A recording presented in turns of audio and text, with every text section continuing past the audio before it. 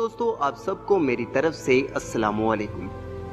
दोस्तों, यकीनन आपने YouTube पर गज़वा हिंद के मौजू से बहुत सी वीडियोस देखी होंगी और बहुत सी वीडियोस मैंने भी देखी हैं। एक वीडियो मैंने भी अपलोड की है, लेकिन हर बार कुछ सवालात पूछे जाते हैं जिनका जवाब बहुत ही कम लोग दे पाते हैं। और इन सवालों में ये सवाल सर फहरिस्त हैं कि जो अहादीस बयान की गई हैं वो आपने कहाँ से ली हैं और इसका आपके पास क्या सबूत है कि ये बातें हमारे प्यारे आका ने कही हैं।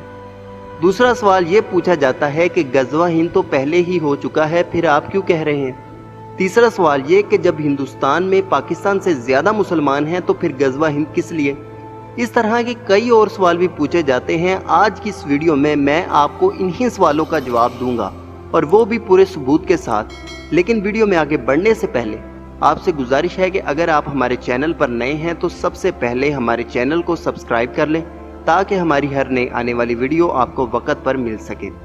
दोस्तों, सवाल नंबर 1 की जानिब बढ़ते हैं कि जो अहादीस गज़वा हिंद के बारे में बयान की जाती हैं वो कहाँ से ली गई हैं। तो दोस्तों, पहली हदीस के बारे में मैं आपको बताता हूँ कि हज़रत सुबान रज़ी अल्लाह ताला अन्हो, जो कि खादिम रसूलुल्लाह सल्लल्लाहु अलैहि वसल्लम हैं, रवायत करते हैं कि रसूलुल्लाह सल्लल्लाहु अलैहि वसल्लम ने फरमाया, मेरी उम्मत के 2 लश्करों को अल्लाह ताला ने जहन्नुम से महफूज रखने का फैसला कर दिया है। एक वो लश्कर जो गज़वा हिंद करेगा और दूसरा वो जो हज़रत ईसा इब्ने मरियम अलैहिस्सलाम की क़ियादत में दज्जाल के खिलाफ जहाद करेगा। ये हदीस मुबारका इमाम बुखारी ने अपनी किताब अल तारीख़ुल कबीर में, जिसकी जिल्द नंबर 6 सफ़ा नंबर 73 हेडिंग दारुल फ़िक्र पर जिक्र की है। इसके अलावा इमाम अहमद बिन हम्बल ने अपनी किताब अहमद बिन हम्बल में, जिसकी जिल्द नंबर 7 सफ़ा नंबर 457 हेडिंग आलमुल कुतुब हदीस नंबर 22760 पर जिक्र की है। इमाम नसाई ने अपनी किताब सननुल कुबरा में, जिसकी जिल्द नंबर 13 सफ़ा नंबर 572 हेडिंग दारुल फ़िक्र हदीस नंबर 19112 में जिक्र किया है।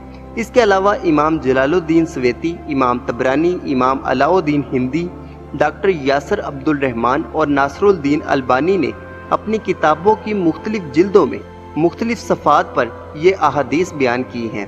अब दूसरी हदीस, जिसमें हज़रत अबू हुरैरा रज़ी अल्लाह ताला अन्हा रसूलुल्लाह सल्लल्लाहु अलैहि वसल्लम से रवायत करते हैं कि रसूलुल्लाह सल्लल्लाहु अलैहि वसल्लम ने हमसे गज़वा हिंद का वादा लिया कि अगर मैंने गज़वा हिंद का ज़माना पा लिया तो मैं इसमें अपनी जान और माल के हमरा हाजिर हो जाऊंगा। बस अगर मैं इसमें शहीद कर दिया गया तो मैं अफजल तरीन शोहदा में शुमार किया जाऊंगा, और अगर सही सलामत वापस लौट आया तो मैं एक आज़ाद अबू हुरैरा होऊंगा जिसे अल्लाह ने जहन्नुम से आज़ाद कर दिया होगा। ये हदीस इमाम नसाई ने अपनी किताब सन्नुल निसाई, जिसकी जिल्द नंबर 3 सफ़ा नंबर 348 हदीस नंबर 3173 और हदीस नंबर 3174 पर जिक्र किया है। इमाम अहमद बिन हम्बल ने अपनी किताब अहमद बिन हम्बल में, जिसकी जिल्द नंबर 3 सफ़ा नंबर 7 हदीस नंबर 7128 पर जिक्र किया है। फिर इमाम हाकिम, इमाम मरवज़ी, इमाम बेहती ने अपनी मुख्तलिफ किताबों में ये हदीस बयान की है। अगर आप इन सफ़ात के बारे में जानना चाहते हैं तो कमेंट में इमाम का नाम लिखकर सेंड कर दें, मैं आपको पेज नंबर रिप्लाई कर दूंगा। अब दूसरा सवाल ये कि गज़वा हिंद तो पहले हो चुका है, अब नहीं होगा, और साथ ये भी कहा जाता है कि क्या तुम दूसरों से उनकी ज़मीनें छीनना चाहते हो। तो जवाब ये है कि याद रखिए, दीन इस्लाम में नज़रिया मुल्क को बड़ी अहमियत दी गई है। तमाम रूए ज़मीन को अल्लाह और इसके रसूल अकरम सल्लल्लाहु अलैहि वसल्लम की मलकियत करार दिया गया है। हत्ता कि पूरी दुनिया पर उम्मत मुसलमान की हुक्मरानी की खुशखबरी भी सुनाई गई है। हज़रत सुबान रज़ी अल्लाह ताला अन्हो रसूलुल्लाह सल्लल्लाहु अलैहि वसल्लम से रवायत करते हैं कि रसूल अकरम सल्लल्लाहु अलैहि वसल्लम ने फरमाया, बेशक अल्लाह ताला ने मेरे लिए सारी ज़मीन को समेट दिया, चुनांचे मैंने ज़मीन के मशारिक और मगारिब देखे, और बेशक मेरी उम्मत का राज ज़मीन के आखिरी किनारों तक होगा जो मुझे समेट कर दिखाए गए। याद रहे कि उम्मत मुसलमान की तमाम ज़मीन पर हुक्मरानी का क़याम तबलीग दीन, हुस्न अखलाक और बरकत जहाद से है। इसलिए हजूर ने इरशाद फरमाया कि जहाद क़यामत तक जारी रहेगा।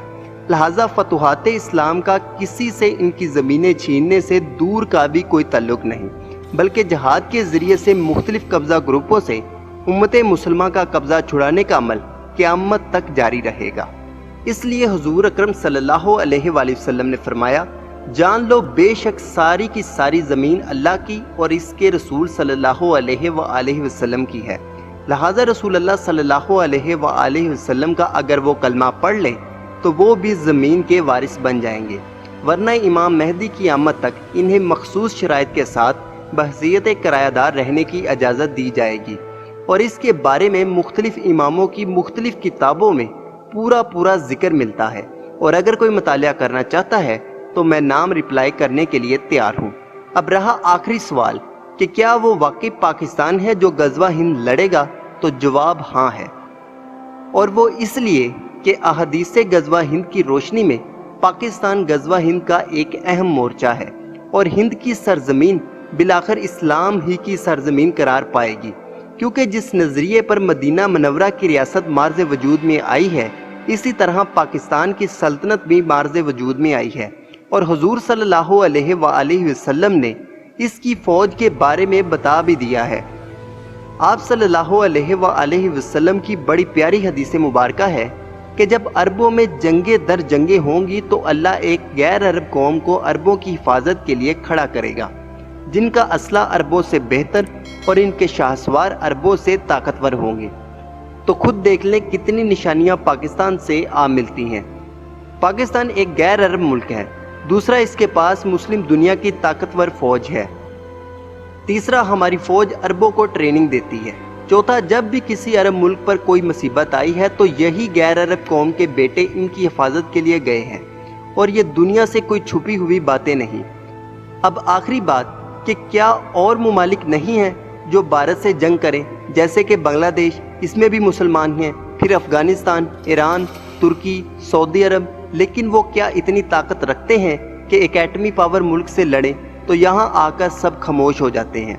बातें करने के लिए इतनी है कि 4-5 घंटे की वीडियो बन सकती है, लेकिन मैं अपनी बात को यहीं ख़त्म करूँगा। और अगर आप लोगों को इन जवाबों ने मुतमिन किया है तो लाजमी कमेंट कीजिए। अपना ख्याल रखिए। अल्लाह हाफिज़। अल्लाह निगहबान।